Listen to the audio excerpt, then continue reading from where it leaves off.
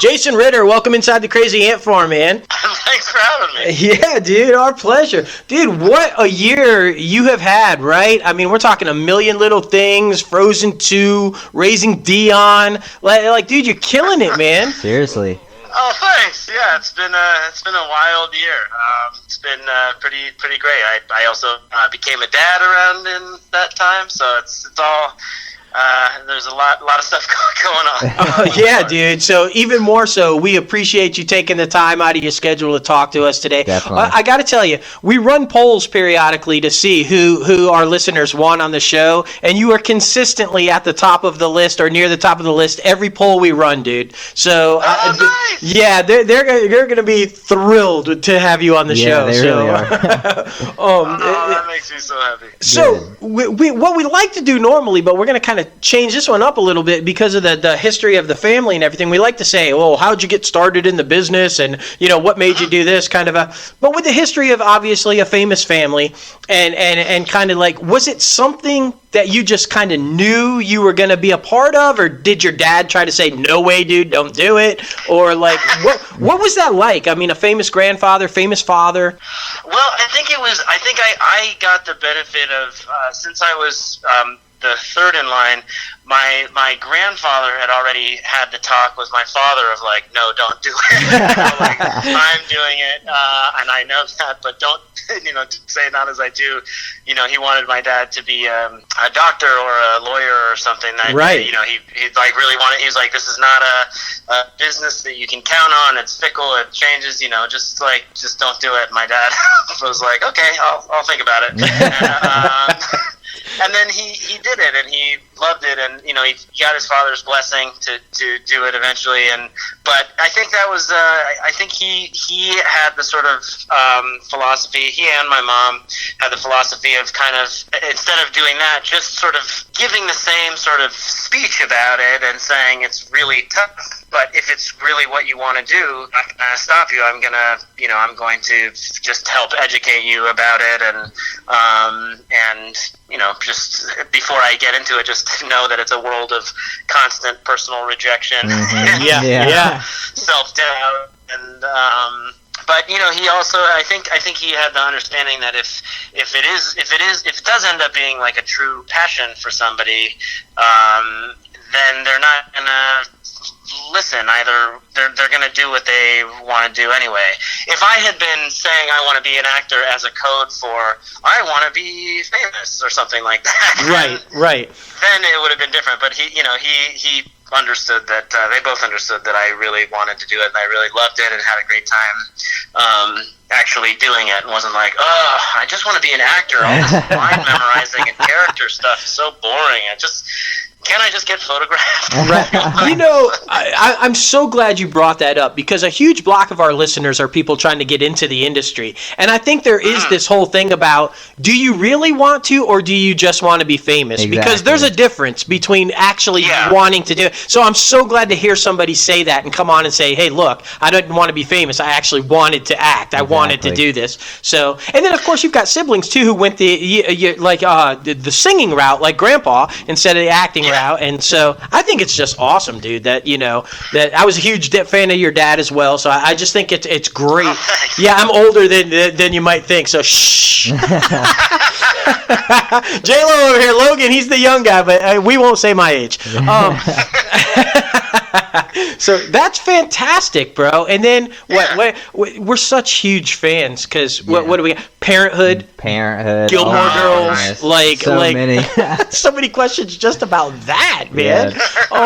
Yeah. You're one of the dubious fellas who actually was the leading man for both Gilmore Girls, dude. Right? Oh yeah, that's true. That's true. I know. I was nervous about that, but then the one that the show that I worked on with Alexis, it never really aired here, so I didn't have to it was all like preliminary interviews and stuff like that where I was fielding those questions. Yeah, but then right. I didn't have to do the actual. But no, that was so much fun, and it's always fun like when you know somebody who knows the person that you're about to work with, and they can sort of, put in a good word for you, and they were both so nice about it. But yeah, we laughed about that. Yeah, I bet. So, do you get those questions like which Gilmore Girl was better? Like, Right. I have got some of those questions. And did you smartly divert? Did you defer the answer? Like, I don't know. Yeah. There's no good or right answer to that question. They're both so lovely and incredible in different ways that there's no kind of way to there's no way to qualify which Yeah. but they both were so amazing to work with, and I love them both. That's great, man. That's great. Even my mom in Parenthood, she was watching it and she was hoping that Lauren Graham was going to end up with Mark instead of Ray Romano, and I was pulling for it, man. I was pulling for you. Thanks. It's so funny, you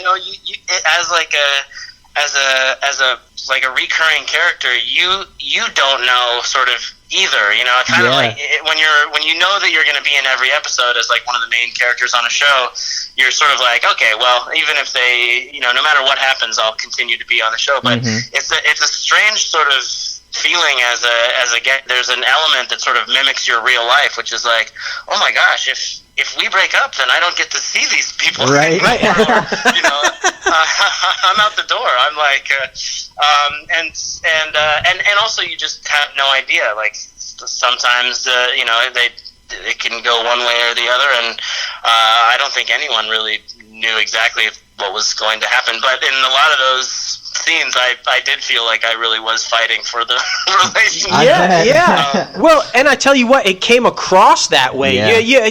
One of the things I think everybody's a huge fan about you the most is your characters are always so endearing. Yeah. You're rooting for your guy like all the time. Yeah. And we were like, no, come on, not Ray. Yeah, exactly. And then, but I mean, I guess viewers agreed. You were nominated for an Emmy for the appearance. So I mean, dude, come on, man, that's awesome. That was awesome. That was crazy. Yeah. That's how good you are. What's it like going toe-to-toe with Lauren Graham, though? I think she's got to be one of the most underrated performers. Honestly, I can't believe she has not won and been nominated either. What's it like going toe-to-toe with her? Because she talks fast, bro. I can't believe it either. She does talk fast. She is...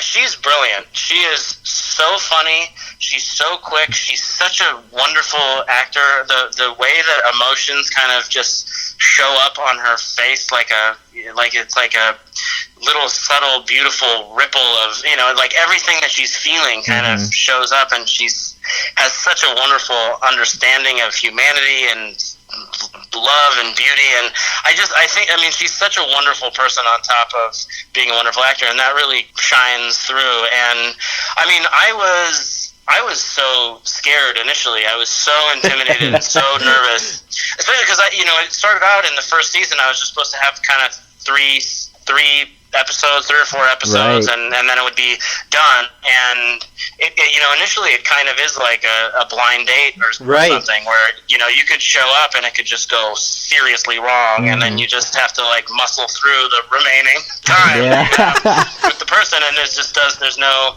sort of click. But she just is so wonderful and magical, and all I had to really do was listen to her and watch her, and because she's such a wonderful actor and she's always in the moment, and also the way that show is set up where there's so much improvisation. There's this beautiful script that's the backbone, and you stick to that, but then you have the freedom. If there's like a little moment that you can go off script and get, then it's they don't discourage that. And so I just it was amazing to have a scene partner like that, so fast, who could really like make me genuinely laugh in the moment, and then I didn't have to fake any of that. So that whole period of time, I just was truly enjoying the person that is Lauren Graham. Oh, that's awesome, bro. That is awesome. Yeah. So okay, I mean, let's jump around a little bit. Let's start with Raising Dion. Like, Oh yeah. I loved Raising Dion. I know Logan loved Raising Dion, Yeah. and one of the main reasons I really liked it is because no one saw you as a bad guy, bro. No one ever. Like that just wasn't even on the radar. Normally, we pride ourselves on being able to watch things and like catch the plot points and the ooh, you're gonna be surprised. I no way saw that coming, bro. Able No. to predict things, but not this one. Was not able to predict that one. I literally was on the sofa watching it, going, "Not Jason Ritter, not a bad guy." Like, no, it was crazy, bro. That was so much fun, and that was a kind of, when we went into that, and I had talked to Carol Barbie, who I know you guys talked to as well, who's awesome, but they had this whole plan from the beginning, and so before we even started the first episode, I knew where it was going, and it was so hard for me to just be like, it's a secret. I felt like Right. that character on Saturday Night Live. It was like, but it was really fun. It was fun to kind of have a secret and to sort of, when I was writing out all of the things that happened, I also was plotting out, it's like, so this is what's happening behind the scenes that only I know. Right. But feeling a little bit better this morning because I just absorbed someone last night. Right. So, a little bounce in your step, things like that.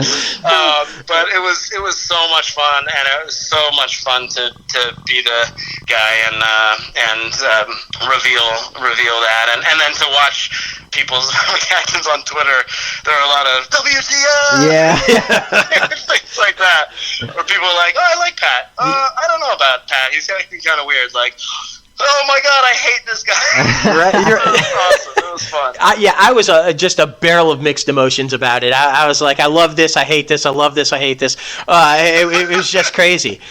His pad was badass though, dude. The whole brick, like old warehouse looking. I was just like, this guy's awesome. I want to be Pat.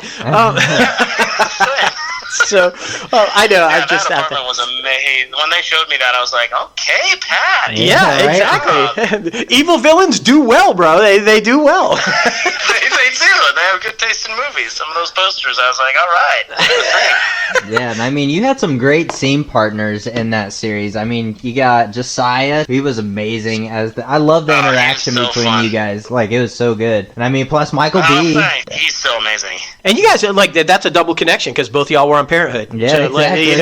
Yeah. That was where I initially met him, and I saw Parenthood. That was the first time I had seen him. I hadn't seen Friday Night Lights yet at that point, but he blew me away as that character. Yeah. Right. And then we did a pilot together after that didn't go. And in the time where we would have been shooting that pilot, he got Fruitvale Station, and it just changed everything. Yeah. Oh, yeah. Yeah, dude. But he's always been that guy. I mean, he just was like, you just meet him and you're like, this is a movie star. Mm-hmm. And he's so grounded and real and connected, and he's such a good guy. And then it was really exciting to get to come and be his best friend / betrayer. Right? Like, / I want your woman. Oh my God! So yeah, of course, Alicia Wainwright. Let's talk, because man, that scene in the alleyway when she comes out of work and you're like, not happy with the way she's been treating you. That was intense. That was one of my favorite scenes though, because you're starting to get that glimpse that maybe Pat's not so cool. Yeah. Yeah, exactly. It started to all unravel at that point. Yeah, it was very strange to do the last couple episodes because we had so much fun all of the other episodes. We were laughing and joking about how awkward it all was, and trying to find the balance of this is like a guy that might have a little crush on her, and maybe she is somewhat aware of that, or maybe not, but she also really appreciates what he's been doing for Dion, and she's kind of up against the wall anyway. And so, it was so fun to like be on the same team for so much of it. Right. But but she also knew it was coming for the whole time. So there would be times where we'd have this fun, nice scene, and then she'd be like, "I can't believe that you're doing it." That's fantastic. I'm sorry. I can't help it. No, one of the weird things, too, when we talked to Carol that she said that we thought was just really kind of crazy, she treated you guys as two different characters. Like, she had Pat, and then the villain, and she would storyboard them and script them side by side, she said, as two completely different characters going. And the whole approach was just like, damn, that's awesome. Yeah. So Yeah, because it wasn't in the comic book, and so I remember talking to Dennis, created the whole thing, and he made the short and everything, and he was like, yeah, when I realized Pat was the crooked man, when I realized they were taking it that direction, he's like, did that thing where he looked to the heavens, was like, no! I mean, he was really excited, and he loved it, but, it's amazing to, have gone through several phases of development without,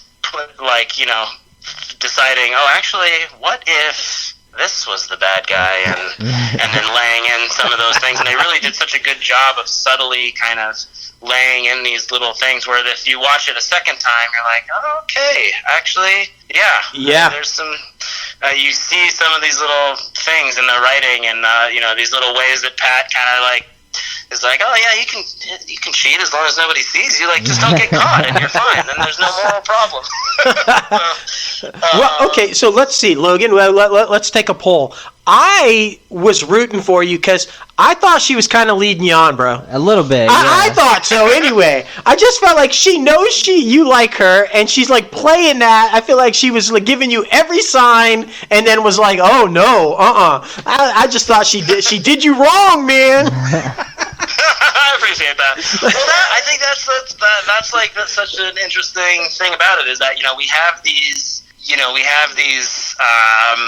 I think we have these relationships in real life where there are, I think she is truly grateful for Pat, in her life, and I think she truly likes Pat, and I think there maybe even was a possibility in her head that something could have happened at some point, and then it's like, when he goes for it and he does that kiss, sometimes it like takes that moment to go, oh, you know what? Yeah, I don't think so. Yeah.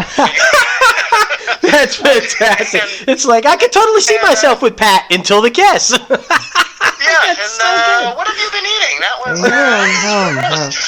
Do I smell garlic? I mean... Yeah, exactly. And then it's that sort of, it's that painful thing, but, that very real thing of like, if it's been going well so far or something, but then somebody just doesn't like you. Mm-hmm. Right. It's like, what's that song? I Can't Make You Love Me? That's that very, very sad, tragic song.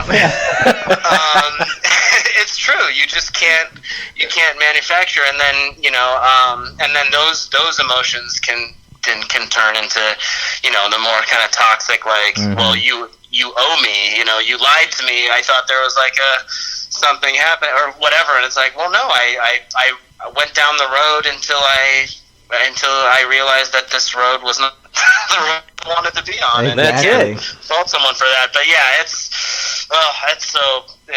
it's all so painful and tragic. So we got to ask, and we know we're going to get shut down quick for this, but we got to ask: does Pat make a comeback in season 2? I mean, the way it ended, you're like, can he come back? Like, Yeah, that's what I thought too. I was like, oh, I'm so happy they got a season 2. Hey guys. All right, well, we're calling up Carol. We're calling Carol right now and saying you got to bring him back somehow. Like, it's just got to. No, I can tell you now that I am coming back. Yes. Carol has a plan for Pat that I am as of now unaware of, but I can't wait, and I trust her so much. I think she's so thoughtful. I mean, she had to tie so many threads together the course of these 9 episodes, and now I think we're doing 8 more episodes, and she's just like, she weaves a good story. Everything that you're supposed to kind of believe and be worried about who's the bad guy, or Biona good or bad, and all these. She really is good at playing with the audience and kind of and weaving a good tale. So I can't wait to see what she has in mind. Definitely.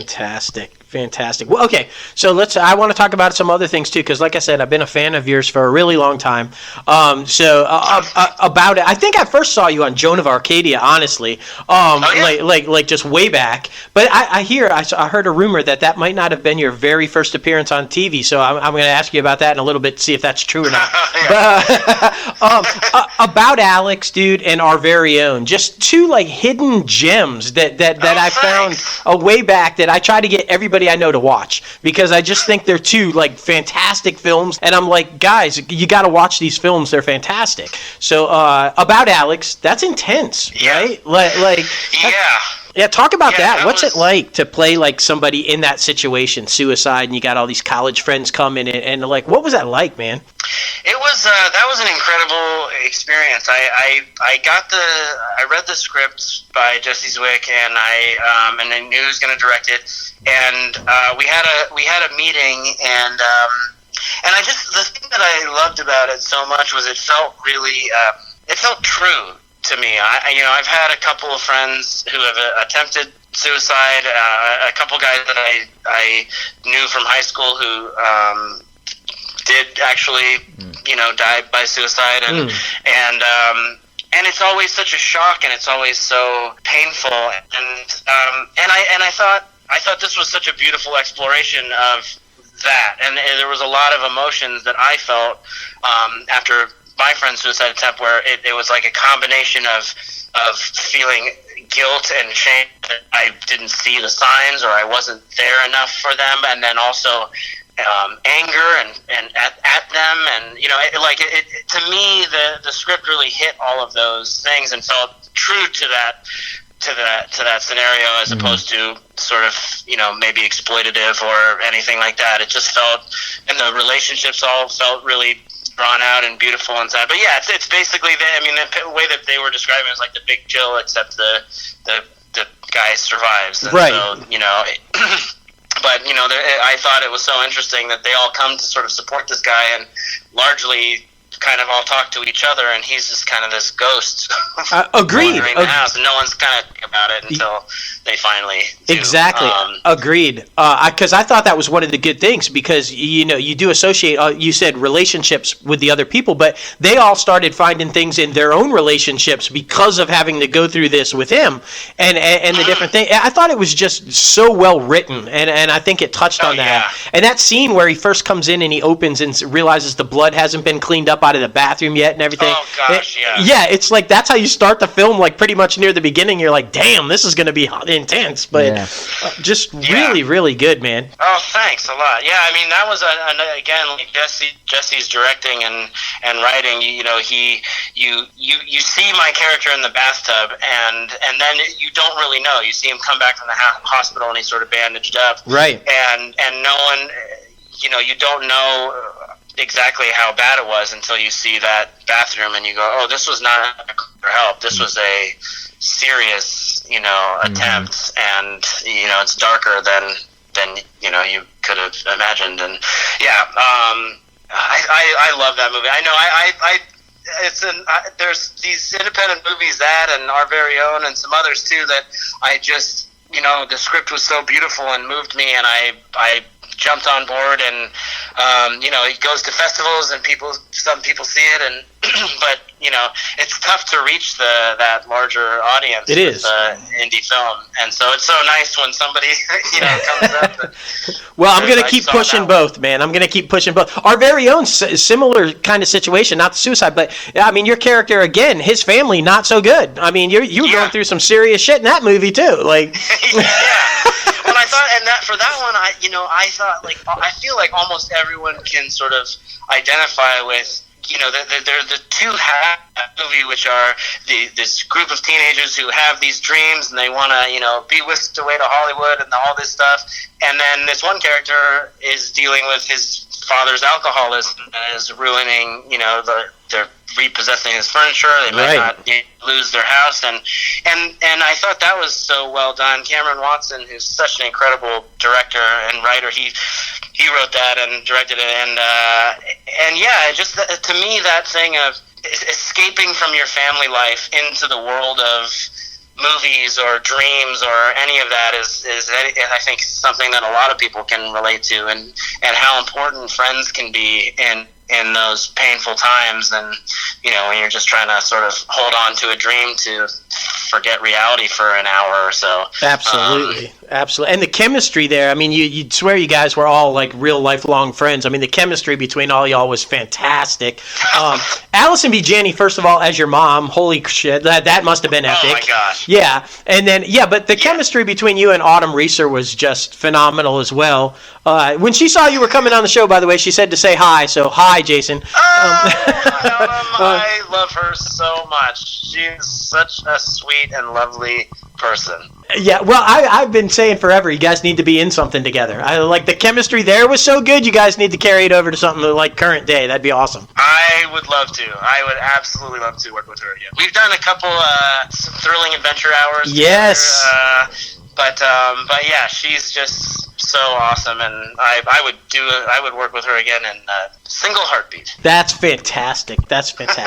All right, let's jump into it, man. A Million Little Things. Dude, the storyline between Eric and Gary and Maggie has been intense, bro. I mean, it reminds me a lot of Raising Dion, honestly. Like, Eric, is he a good guy? Is he a bad guy? Is he both? We don't know. Man, what the hell, bro? Yeah, as anybody who watches that show knows, it gets super intense. It's, they're not afraid to go to the dark place. I mean, actually, a lot of similar themes about Alex. Yeah. So I have a family member who I'm not going to name who's not very happy with you on A Million Little Things. Oh gosh. Yeah, I mean, I knew I was coming into, I was so nervous because I know how beloved that relationship between Gary and Maggie are on that show. And I was like, I was so happy when there was an episode where I was like, hey, I think I'm sort of messing up your relationship in your life, so I'm just going to step out for a bit. Yes, finally. Gosh. Yeah, no, it definitely is intense, and I have no idea how people will feel.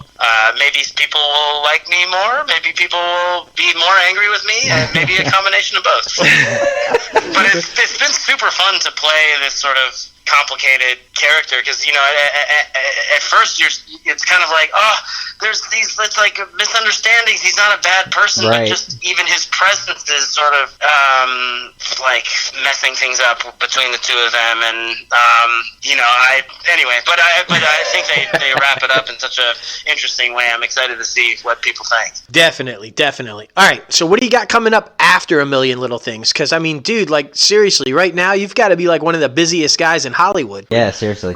Pretty soon I'll start working on the second season of Raising Dion, and then I'll what Pat's doing, and if he's hanging out with that the farm kid. Yeah, right. I love that. Hey, I'm just hanging out with the farm kid. I haven't possessed him or anything. Just hanging out with him. That's good. Yeah, good old time. Everybody needs a mentor, and let's do it this way. Sure. That's right. Let's keep it good. He's just a mentor. That's all. Exactly. Okay, so now for the rumor. Are you or are you not the little bright blonde-headed kid in the opening of Three's Company with the goat? That is me. Wow. Dude, like, again, we're not going to say that I'm old enough to have seen those actually back when they aired. But wow, okay, good to know. Noted. So the blonde hair went away, but for anybody who doesn't know, I think it was like season 6 or something like that on. He's the little blonde kid with the goat with Joyce DeWitt. Yeah. Now you know. Yes, exactly. It's in the zoo opening credits. Exactly. So I toddled on over. I actually wasn't supposed to. I just sort of, I wanted to see a ghost. And then they just kept it in. So yeah, that's fantastic. Just one of those accidental things. It's just keep it. It's great. Yeah, exactly. I mean, they were going to be shooting these little things at the zoo all day, so it was a fun little trip for a son, and then didn't expect to jump in there, but I got out of my mom's grasp. Like most toddlers will do. Yeah, so. Right. Exactly. So how's it? Apparently, that same day, there's this sort of there's this moment where my dad kind of is looking at a lady, and he gets distracted, and he kind of falls back into a cage, like he kind of right.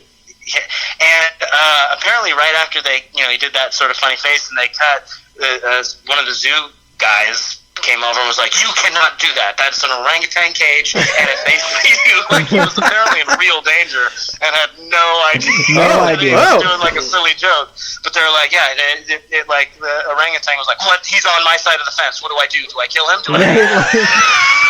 So I'm glad the story from that day is that I ruined a shot, and not that my dad got into a fight with an orangutan. Right.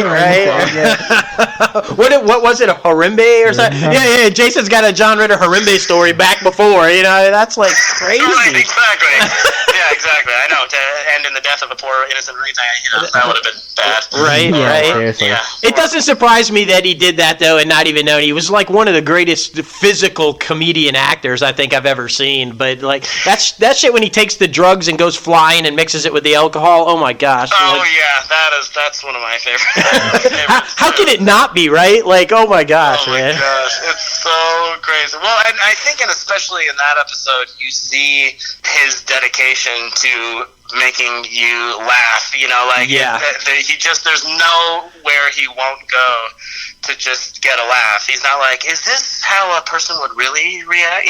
Right. Like, what is the funniest? What is the weirdest? What is, the moment where he kind of feels fine and then he goes, like, makes this crazy face and crosses his eyes. It's so ridiculous. Oh, yeah. It's so funny. And that's just, he just had that drive, like, throughout, our whole life. He just was like, what is the most ridiculous thing I can do? And often didn't think about the consequences. Right. An orangutan is right behind you. Just like, is this funny? Okay, I'll do it. Exactly. Well, like father, like son, dude. Potentially dangerous. Yeah, like father, like son, though, man. Like you could just see the intensity and the love for the craft and what you do. I think it just really shows in everything that you do. Like I said, we've been huge fans for a long time. Oh, thank you so much for saying that. I really appreciate that. No, dude, not at all. I mean, not a problem at all. And what we like to do at the end of the show is kind of like have you pass along some advice that you would give for people trying to get into the industry and maybe some pitfalls to avoid? Because like I said, we've got a lot of listeners out there trying to do what you do. So what would you pass along? I would pass along. I think kind of going back to what we were talking about at the very beginning of the show about being famous versus being an actor. I think one of the things that I had to realize, because when I first was doing it as a kid, I think I really did just like the attention and like people clapping and looking at me, and and so I as I got older, I really kind of had to re-examine my motives and things like that, and I realized at a certain point that if I was able to do this in any capacity, even in someone's backyard with my friends, and just say, hey, can everyone sit down? I have 2 hours or an hour and a half, just like I came up with this thing, that I would be happy doing that. And I think if you can make sure that you are happy doing the actual thing and not putting your happiness on something that may come or may not come, because the fame part is a byproduct that either comes or does not come, or can come when you're 60, or can come when you're 16, or right. You have control over that.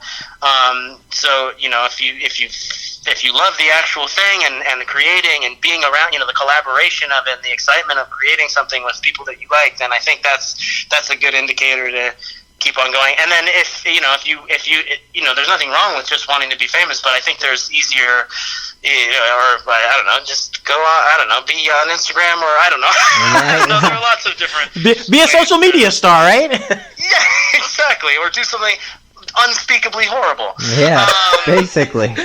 Like mentor a farm kid. I don't know, Exactly, like turn into a big lightning man. That's right. A lot of people. We got attention. And then the other thing that I would say, like advice, is that I think there's a lot of there's a lot of different opinions, and there's certain things, and there's a lot of I don't know. I feel like people can get like kind of misled and sort of pushed out into the weeds in terms of like, quote unquote experts being like, this is the best headshot that you need to get, so you need to spend this much money, or things that are kind of about the business, but not the sort of the core thing of the business. Right. And I feel like if you work hard enough and you're really dedicated to your craft and things like that, you can have the worst headshot in the world and they won't be like, well, he was great, and then we saw his headshot, and it just didn't have that. No, I wasn't gonna cut it. You know? So I think it's important to like hear those things and maybe listen, but also remember that that's not necessarily the most important thing. You can like be totally coiffed and look amazing, and then you're like, oh, I forgot to watch humanity and learn about the condition of being a person, and I don't know how this character might react, or I don't know, things like that. So I would just say, watch a lot of movies and get heroes and just do what you love. I love that. me too. Exactly. Just do what you love. Exactly, and don't worry about how you look. It's good. It's good. I mean, I understand. That's sort of an important part. I've been told a couple times, like, hey, so for this next audition, can you comb your hair or so you don't look like you just rolled out of bed? It's like important. They're like, it kind of is just it's a little important. It's like I'm a new father, okay? It's just. Well, and congratulations on that, by the way. Yeah. I got to tell you, it's like the greatest thing in the world, isn't it? Like the birth of my daughter, it's greatest moment of my life and my best accomplishment by far. So, a huge congratulations on that. Thank you so much. You too. Thank you. It's pretty. It's amazing. Yeah, it changes your life forever, man. I got to tell you, but it's in the best possible way. Absolutely. I wouldn't trade it for anything. Exactly. Well, listen, man. Again, you're a new dad. You got all this stuff going on and everything, and you took the time to come inside the Crazy Ant Farm, talk to us, and we can't thank you enough, man. Like I said, we appreciate it. We know the listeners are gonna love it, and just thank you so much, dude. Definitely. Well, thank you so much. Thanks for doing this, and I love you guys. I love the whole vibe of the Crazy Ant Farm and all the people who listen to it. There's just this sort of positivity and energy, and I appreciate that it's being put out into the world, and so I'm so thankful to you guys. Awesome, we dude. We really appreciate that, man. Wow, that was I know, like really tough. See, he's not a bad guy. He's not a bad. Oh man. Well, listen, dude. Have a great weekend, man. And just like anytime, open invite. Anytime you want to come back, talk about anything, or just join us for a top 5, whatever, dude. You let us know, and you're on, man. I would love that. I would absolutely love that. Awesome, dude. Well, take care, bud. You too. Thanks for having me. Yep. Thank you. Bye-bye. Bye-bye.